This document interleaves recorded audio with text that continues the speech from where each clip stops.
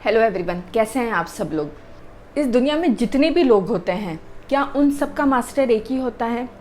इस दुनिया में जितनी भी पॉपुलेशन है, क्या वे सब भगवान गणेश जी के मंदिर में जाते हैं तो ही उनकी प्रॉब्लम सॉल्व होती है? कुछ लोग अपने आप को कनेक्ट करते हैं भगवान राम से, कुछ लोग कनेक्ट करते हैं भगवान कृष्ण से, कुछ लोग कनेक्ट करते हैं तिरुपति बालाजी से, कुछ लोग कनेक्ट करते हैं अपने आप को किसी ना किसी देवी के फॉर्म से। इस दुनिया में जितने लाइव्स हैं उतने ही मास्टर्स हैं। मेन पॉइंट ये है, क्या हम हमारे मास्टर्स को जानते हैं? 99% घर में प्रॉब्लम ये होती है कि एक बच्चा जब देखता है कि वह शुरू से इस एनर्जी की पूजा होते हुए देख रहा है तो वह भी उसी एनर्जी की पूजा करता है, जिसमें कोई गलत नहीं है। उसे कहते हैं हमारा कुल देवता, ठीक है।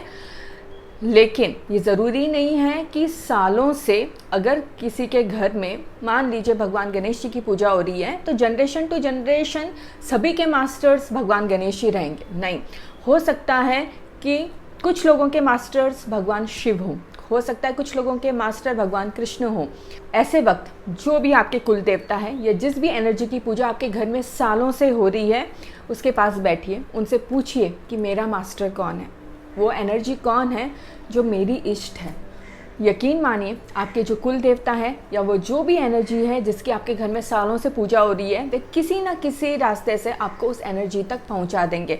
ऐसे बहुत सारे एग्जाम्पल्स हैं दुनिया में जहाँ generation to generation so and so देविया देवताओं की पूजा होती है, लेकिन कुछ जनरेशन बाद या कुछ लोग अपना मास्टर कहीं अलग ही खोज लेते हैं। इसमें कोई गलत नहीं है, लेकिन हमें हमारा मास्टर पता होना बहुत ज़रूरी है। वो कौन सी एनर्जी है जिससे हम अपने आप को कनेक्ट कर लेते हैं, यह हमें खुद को पता करना होता है।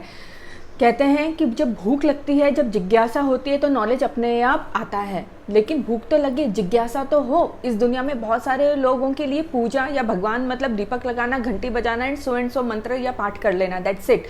लोग ये सोचते ही नहीं कि हम स्पिरिचुअली अपने आप को ग्रो करें। लोग ये सोचते ही नहीं कि मैं अपने आप को अपने मास्टर से कनेक्ट करूं। जब स्पिरिचुअलिटी में दोनों तरफ से कन्वर्सेशन शुरू होती है ना, एक्चुअली स्पिरिचुअलिटी वो होती है और तभी स्पिरिचुअलिटी में मज़ा आता है, तभी आप एक क्लास से दूसरी क्लास ग्रो होते हैं। हिंदुइज्म में पूजा का मतलब सिर्फ इतना नहीं है कि आप दीपक लगा लो, घंटी बजा लो एंड सो पाठ कर लो। हिंदुइज्म में स्पिरिचुअलिटी का मतलब है कि आप अपने मास्टर को ढूंढो, उससे कनेक्ट करो, और काफ़ी महीने या कुछ सालों तक ऐसा हो सकता है कि वन वे कन्वर्सेशन हो, लेकिन एक दिन ऐसा आएगा जब टू वे कन्वर्सेशन शुरू हो जाएगा और उसकी जो खुशी है वो अनकम्पेरेबल है। Who is your master? अपने मास्टर को पता करें, अपने कुल देवता, अपने इष्ट देवता के सानिध्य में बैठें और उनसे पूछें। वे सपनों के माध्यम से या किसी ना किसी वे आपको एक ऐसे इंसान से मिला देंगे जो आपको आपके मास्टर तक पहुंचने में मदद करेगा। उस मास्टर के सानिध्य में बैठें और पेशेंस के साथ उस मास्टर के सानिध्य में बैठे रहें जब तक टू वे कन्वर्सेशन ना शुरू हो। एक बार टू वे कन्वर्सेशन शुरू हो गया ना, वो आपको मेटलिस्टिक ग्रोथ भी देगा लेकिन उससे अटैचमेंट नहीं होने देगा, और स्पिरिचुअली ग्रोथ भी देगा जो आपको हर जन्म, आपकी हर लाइफ में एक स्टेज आपको क्लास ऊपर कर देगी। हमारा मास्टर वो होता है जिसके सानिध्य में बैठकर हम अपनी सारी बातें कर देते हैं।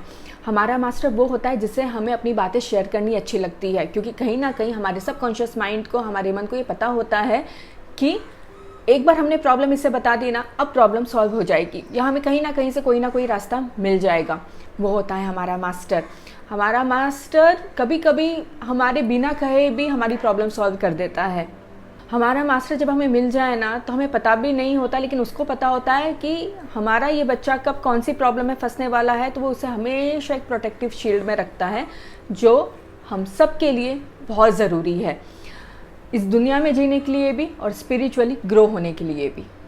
भगवान कृष्ण कहते हैं कि मैंने तुम्हें जन्म दिया तो आपके 24 घंटे आखिरी सांस तक कुछ कोई ना कोई माया आपकी चारों तरफ रहेगी।